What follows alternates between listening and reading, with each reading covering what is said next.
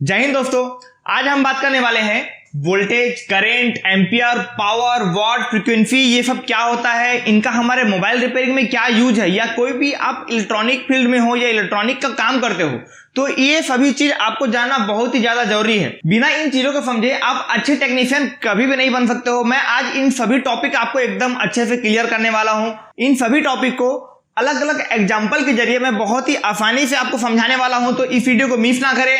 तो अगर आप मेरे चैनल पर नए हो तो जल्दी से मेरे चैनल को सब्सक्राइब कर दीजिए। तो चलते हैं, मेरा नाम है सोहेल, मोबाइल मास्टर टीम में आपका स्वागत है। चलिए शुरू करते हैं।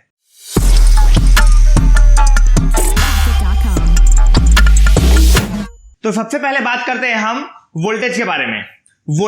वोल्टेज यानी कि फोर्स या प्रेशर। आपने देखा होगा जो कार धोने की मशीन आती है उससे जो पानी का प्रेशर होता है बहुत ज्यादा होता है। तो पानी का जो प्रेशर है वो उसकी स्पीड है। तो वैसे ही जितना ज्यादा वोल्टेज होगा करंट की स्पीड उतना ही ज्यादा होगा। तो इसके बाद है डिनोटिंग लेटर। तो वोल्टेज का डिनोटिंग लेटर V है।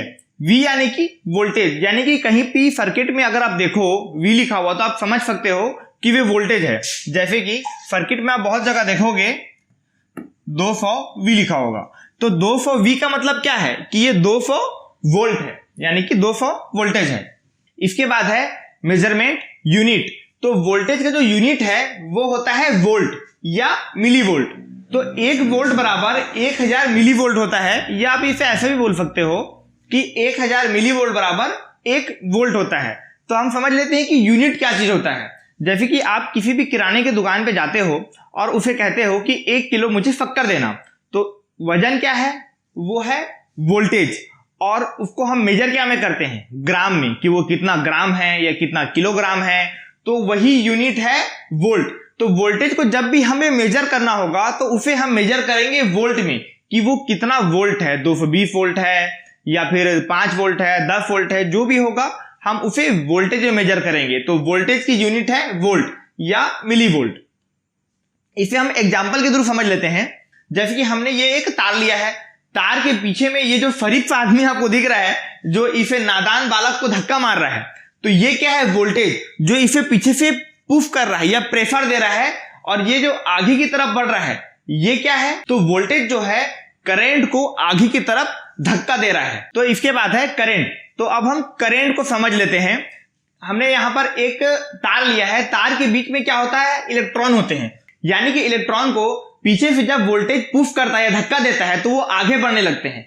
तो इलेक्ट्रॉन की बहने की क्रिया या इलेक्ट्रॉन जब आगे बढ़ने लगे तो उसे हम करंट कहते हैं। इसको हम एग्जांपल से समझ लेते हैं। जैसे कि ये है नदी, ठीक है, नदी अपना शांति से बह रहा है, और यही नदी जब किसी ऊंचे पहाड़ से अचानक गिरने लगे तो इसे हम कहते हैं झरना। है तो एक ही चीज लेकिन नाम अलग अलग है, ठीक है। इसे हम झरना कहेंगे, इसे हम नदी कहेंगे। वैसे ही ये इलेक्ट्रॉन है, इलेक्ट्रॉन जब रुका रहेगा तो उसे हम इलेक्ट्रॉन ही कहेंगे, लेकिन जब उसे वोल्टेज पीछे से धक्का देता है तो इलेक्ट्रॉन आगे बढ़ने लगते हैं। तो इलेक्ट्रॉन की आगे बढ़ने की क्रिया ही करंट कहलाती है। तो इसके बाद है डिनोटिंग लेटर। तो करंट का डिनोटिंग लेटर होता है I। इसके बाद है यूनिट। तो करंट की जो यूनिट है वो होती है एम्पियर, जिसे हम A से डिनोट करते हैं। यहां यानी कि किसी भी सर्किट में अगर A लिखा हुआ है तो आप समझ सकते हो कि वो एम्पियर है। तो एम्पियर जो है ना वो करंट की ही यूनिट है। यानी कि करंट को हमें जब भी मेजर करना होगा कि यहां पर कितना करंट फ्लो हो रहा है तो उसे हम एम्पियर में मेजर करेंगे। कहने का मतलब यह है कि किसी भी चीज को हम जैसे ग्राम में तौलते हैं तो यहां पर करंट को हम एम्पियर में तौलेंगे कि यहां पर कितना एम्पियर है। तो 1 एम्पियर बराबर 1000 मिली एम्पियर होता है, या फिर आप ऐसे भी बोल सकते हो कि 1000 मिली एम्पियर बराबर 1 एम्पियर होता है। तो एम्पियर का जो डिनोटिंग लेटर है वो है A। यानी कि A से आप समझ सकते हो कि कहीं पर भी अगर A लिखा हुआ है, जैसे कि 1 के बाद में A लिख दिया है, तो इसका मतलब क्या है, इसका मतलब है कि यहां पर 1 एम्पियर करंट है। तो इसे भी हम एक एग्जाम्पल से समझ लेते हैं। जैसे कि मैंने यहां पर 2 पाइप लिए हैं, पाइप में जो पानी को पीछे से पुश कर रहा है यानी कि धक्का दे रहा है वो क्या है, वो है वोल्टेज, जिसे हम वोल्ट कहते हैं। और वही पाइप जितना ज्यादा चौड़ा होगा उतना ही ज्यादा पानी आगे बढ़ेगा, यानी कि एक बार में उतना ज्यादा पानी आगे बढ़ सकता है। तो इसकी जो चौड़ाई है, यानी कि पाइप की जितना ज्यादा चौड़ाई होगी उतना ज्यादा एम्पियर होगा ये। इसे एक और एग्जांपल समझते हैं। मैंने यहाँ पर 2 टैंक लिए हैं। ये दोनों टैंक में इसकी जो बीच की पाइप है ये 1 इंची है और ये 2 इंची है, ठीक है। इस टैंक में पानी को जो ऊपर से दबाव दे रहा है, जो प्रेशर दे रहा है, वो क्या है, वो है वोल्टेज। और यहाँ पर पानी कम आ रहा है, यहाँ पर एक टाइम पे पानी ज्यादा आ रहा है। तो पानी जब बहने लगेगा तो इसे हम कहेंगे करंट। और ये करंट कितना ज्यादा बह रहा है उस चीज को जब हमें मेजर करना होगा तो उसे हम करेंगे एम्पियर में मेजर। जैसे कि ये नीचे में 2 मैं बाल्टी लिया हूं, ठीक है। ये बाल्टी अगर 2 सेकंड में भरता है तो वही ये बाल्टी 1 सेकंड में भर जाएगा, क्योंकि इसमें जस्ट डबल पानी आ रहा है। अगर इसे मैं वोल्टेज में मेजर करूं तो इसे मैं कितना एम्पियर है बोलूंगा, तो इसे मैं जैसे अगर 1 एम्पियर बोलूंगा तो ये कहलाएगा कितना, 2 एम्पियर, क्योंकि एक ही टाइम पे ये डबल पानी जा रहा है, ठीक है। तो इससे आप समझ गए होंगे आसानी से कि एम्पियर एक्चुअल में क्या चीज होता है। एक और समझ लेते हैं। ये क्या है, ये वोल्टेज था जो धक्का मार रहा था, और ये बेचारा फरीब इंसान जो यहां पर आगे बढ़ने की कोशिश कर रहा है, ये है एम्पियर, ठीक है। आगे हम और अच्छे समझेंगे इसको। मैंने यहां पर 2 कार लिया है, एक कार है और एक स्कॉर्पियो है। इस पे 2 लोग आराम से बैठ सकते हैं इस कार में, और वही स्कॉर्पियो में एक टाइम पे 8 लोग आराम से बैठ सकते हैं, ठीक है। दोनों ही बसना से रायपुर के लिए निकले। अब जब यहां से रायपुर के लिए निकलेंगे तो दोनों की स्पीड लगभग बराबर है। तो इन दोनों कार की जो स्पीड होगी वो क्या होगी, वो कहलाएगा वोल्टेज। और कार अगर मान ली जाए 1 घंटे में रायपुर पहुंचती है तो ये कार में कितने लोग जा पाएंगे, 2 लोग। और इस कार में कितने लोग बैठे हैं, 8 लोग। तो इसमें जो लोगों की संख्या है वो क्या है, करंट, कि इसमें कितना ज्यादा करंट है, यानी कितने सारे लोग एक साथ बैठे हुए हैं। और 1 घंटे में यहां 2 लोग पहुंचे रायपुर और स्कॉर्पियो में 8 लोग पहुंचे। तो इसे जब मुझे मेजर करना होगा कि 1 घंटे में इसमें कितने लोग पहुंचे और इसमें 1 घंटे में कितने पहुंचे, तो इसे मैं मेजर करूंगा एम्पियर में। तो मान लिए, तो हम एग्जाम्पल के लिए समझ सकते हैं कि ये कार 2 एम्पियर का है और ये कार 8 एम्पियर का है, यानी कि एक सेम टाइम में इस कार में 2 एम्पियर आगे जा सकता है और इस कार में 8 एम्पियर। तो अब मुझे लगता है कि वोल्टेज, करंट और एम्पियर, इन तीनों चीजों को आप बहुत ही आसानी से समझ गए होंगे। तो अब हम बात करते हैं पावर के बारे में। पावर क्या होता है, जैसे कि हमारे घर में एसी लगा होता है या कूलर लगा होता है, तो हम बोलते हैं कि वो कितना पावर का है, कि हम एसी को चलने के लिए कितना पावर की जरूरत होती है या इसे कितना पावर की जरूरत पड़ेगी, इस टाइप से आपसे सुना होगा। इसे हम समझेंगे। पहले हम देख लेते हैं कि पावर का जो डिनोटिंग लेटर होता है वो पी, यानी कि कहीं पर अगर पी लिखा हुआ है तब समझ सकते हो कि वो पावर के बारे में डिनोट कर रहा है। इसके बाद है यूनिट। तो जो पावर की यूनिट होती है वो होती है वॉट, यानी कि हमें जब भी पावर को मेजर करना होगा तो उसे हम मेजर करेंगे वॉट में या किलोवाट में। 1 किलोवाट बराबर 1000 वॉट होता है, या ये बोल लो कि 1000 वॉट बराबर 1 किलोवाट होता है। तो एसी अक्सर जो है 1000 वाट, 1500 वॉट या 2000 वॉट के आते हैं। अब जितना ज्यादा टन का लोगे उतना ज्यादा वॉट का होगा, यानी कि उतना ज्यादा बिजली उसे चलने के लिए चाहिए। तो पावर बराबर voltage is equal to current होता है, यानी कि P बराबर V is equal to I। अब इसे एक और एग्जांपल से हम अच्छे से समझ सकते हैं।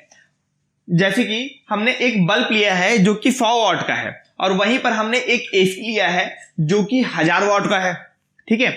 यहां पर दोनों जगह में वोल्टेज की जो स्पीड है वो 220 है, लेकिन यहां पर 1 सेकेंड में 100 इलेक्ट्रॉन इसके अंदर जा रहे हैं, ठीक है। और वहीं पर इस एसी में 1000 इलेक्ट्रॉन अंदर जा रहा है, यानी कि इस बल्ब को चलने के लिए 1 सेकेंड में 100 इलेक्ट्रॉन की जरूरत है। वहीं पर हमारे इस एसी को चलने के लिए 1 सेकेंड में 1000 इलेक्ट्रॉन की जरूरत पड़ेगी, यानी कि हमारा जो बिल आता है वो इसी इलेक्ट्रॉन की वजह से आता है। जितना ज्यादा इलेक्ट्रॉन खर्च होगा उतना ही ज्यादा हमारा बिजली का बिल आने वाला है। अगर आपने ये इलेक्ट्रॉन बचा लिया, इसका मतलब ये है कि आपने बिजली बचा लिया। फिलहाल तो इसे आप नहीं बचा सकते, तो हम इससे आगे बढ़ते हैं। तो कुछ इस तरफ इलेक्ट्रॉन बल्ब के अंदर या एसी के अंदर आगे बढ़ते हैं और आगे जाते हैं। अब हम समझ लेते हैं कि करंट एक्चुअल में होते कितने प्रकार के हैं। तो करंट होते हैं 2 प्रकार के। एक होता है एसी करंट, जिसे हम अल्टरनेटिंग करंट कहते हैं। अल्टरनेटिंग करंट में जो सिंबल होता है कुछ इस प्रकार से होता है, यानी कि इस प्रकार से। एसी वोल्टेज जो होता है वो फ्लैक्चुएट होते रहता है हमेशा। तो जैसे कि मान लिया जाए यहां पर ये 0 वोल्ट है, 0 वोल्ट से ये जाएगा 220 वोल्ट, 220 वोल्ट से फिर जीरो आएगा, जीरो होने के बाद फिर माइनस 220 वोल्ट हो जाएगा, फिर यहाँ पर से फिर जीरो आएगा, फिर 220 वोल्ट होगा, फिर जीरो होगा, फिर माइनस 220 वोल्ट होते हुआ ये जीरो में आएगा। तो ये जो एक साइकिल बनती है, यानी कि यहां से शुरू हुआ और यहां पर एक साइकिल। इंडिया में जो एसी करंट होता है उसमें 50 साइकिल होती है। 50 साइकिल का मतलब ये है कि यहां पर से अगर ये वोल्टेज निकला 220 वोल्ट होगा, फिर ये जीरो होते हुए माइनस 220 वोल्ट होते हुए फिर जीरो पे आएगा। तो यहां पर से ये जो एक चक्कर पूरा करता है तो इसे हम कहते हैं एक साइकिल। तो एक सेकेंड में 50 साइकिल होती हैं, यानी कि हमारे इंडिया में 50 हर्ट्ज की फ्रीक्वेंसी काम करती है। इसके बाद है डीसी करंट। डीसी करंट यानी कि डायरेक्ट करंट। इसका डिनोटिंग लेटर डीसी ही होता है, यानी किसी भी वोल्टेज के सामने अगर डीसी लिखा हुआ है इसका मतलब वो डायरेक्ट करंट है। डीसी वोल्टेज का जो सिंबल है वो कुछ इस प्रकार से होता है, यानी कि एक सीधी लकीर और उसके नीचे में डैश डैश डैश। तो इसका मतलब होता है डीसी करंट। सिंबल क्या होता है हम इसे भी समझ लेते हैं। किसी भी स्कीमेटिक डायग्राम या सर्किट आप जब रीड करोगे तो उसमें क्या है, एक चिन्ह होता है जिस चिन्ह के जरिए आप पहचान सकते हो कि वो कौन सा वोल्टेज है, डीसी वोल्टेज है या एसी वोल्टेज है। वोल्टेज का जो डिनोटिंग लेटर होता है वो होता है V, लेकिन वोल्टेज भी दो प्रकार के होते हैं, एक होता है डीसी वोल्टेज और एक होता है एसी वोल्टेज। तो उसके लिए सिंबल का भी यूज किया जाता है ताकि हमें पता चल सके कि वोल्टेज जो है वो एसी वोल्टेज है या डीसी वोल्टेज है। तो इस सिंबल या इस चिन्ह से आप समझ सकते हो कि ये डीसी वोल्टेज है। जैसे कि आप कार चला रहे हो, रास्ते में आप देखोगे कि कुछ इस तरह का चिन्ह बना होता है। इसका चिन्ह से आप समझ सकते हो कि आगे एक मोड़ है। अगर वहां पर लिखे कि आगे खतरनाक मोड़ है तो वहां पर उसको पढ़ते पढ़ते आप गड्ढे में ही गिर जाओगे। तो वहां पर अब किसी को पढ़ना आता है, किसी को पढ़ना नहीं आता, तो उस कंडीशन में एक चिन्ह का उपयोग करते हैं। अगर ऐसा चिन्ह बना हुआ है तो कोई भी समझ सकता है कि आगे एक मोड़ है और वो अपनी गाड़ी की स्पीड को स्लो कर लेगा और धीरे धीरे जाएगा ताकि वो उस मोड़ पर गिरे ना। डीसी वोल्टेज की जो फ्रीक्वेंसी होती है वो जीरो होती है, यानी कि अगर 220 वोल्ट है प्लस तो 220 वोल्ट प्लस होगा, और अगर 220 वोल्ट माइनस है तो माइनस 220 वोल्ट होगा। इस वोल्टेज में उतार चढ़ाव इस तरह से नहीं आता। अगर डीसी वोल्टेज में जरा भी इस तरह का करंट में फ्लक्चुएशन होने लगा तो यानी कि वो एसी वोल्टेज की तरह बन गया। और कोई भी आईसी, कोई भी मोबाइल का कंपोनेंट जो कि डीसी वोल्टेज पे चलता है, अगर उसमें एसी वोल्टेज वाली फ्रीक्वेंसी आ गई तो उस कंडीशन में जो भी आईसी या जो भी आप कंपोनेंट या कोई भी सामान चला रहे हो तो वो चीज खराब हो जाएगा। तो इसलिए हमें उसे प्योर करना पड़ता है। हमारा मोबाइल पूरी तरह से डीसी वोल्टेज में ही चलता है तो हमें प्योर डीसी वोल्टेज ही चाहिए। अगर उसमें वोल्टेज में जरा भी फ्लक्चुएशन आया तो उस कंडीशन में हमारी मोबाइल की आईसियां खराब होने लगती हैं। तो इसलिए हम वहां लगाते हैं कैपेसिटर। अब कैपेसिटर क्या काम होता है वो हम आगे समझेंगे। अब हम आगे देखते हैं कि कितने प्रकार के मटेरियल होते हैं जिसमें कि करंट फ्लो हो सकता है, यानी कि करंट आगे बढ़ सकता है या गति कर सकता है। तो जितने भी मटेरियल होते हैं वो लगभग 3 प्रकार के आते हैं, जैसे कि लोहा, कॉपर, लकड़ी, ये सभी अलग अलग मटेरियल है। जिसमें कि सबसे पहला होता है कंडक्टर। कंडक्टर यानी कि चालक, यानी कि ऐसा मटेरियल जिसमें कि करंट आसानी से आगे बढ़ सकता है, उसे कोई तकलीफ नहीं होता, मतलब आसानी से जिसमें करंट फ्लो हो सके उसे हम चालक कहते हैं या कंडक्टर कहते हैं। उसके बाद आता है सेमीकंडक्टर।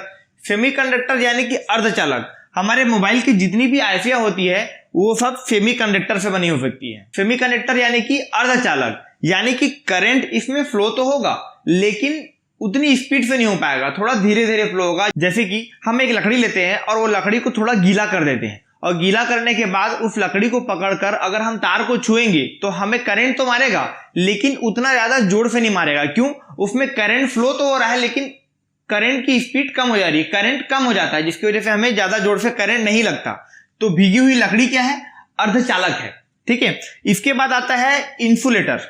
इंसुलेटर यानी कि कुचालक, यानी ऐसे मटेरियल जिसमें कि करंट फ्लो नहीं हो पाता, यानी कि करंट जहां पर है वहीं का वहीं रहेगा और वो आगे नहीं बढ़ पाएगा, जैसे कि सूखी हुई लकड़ी।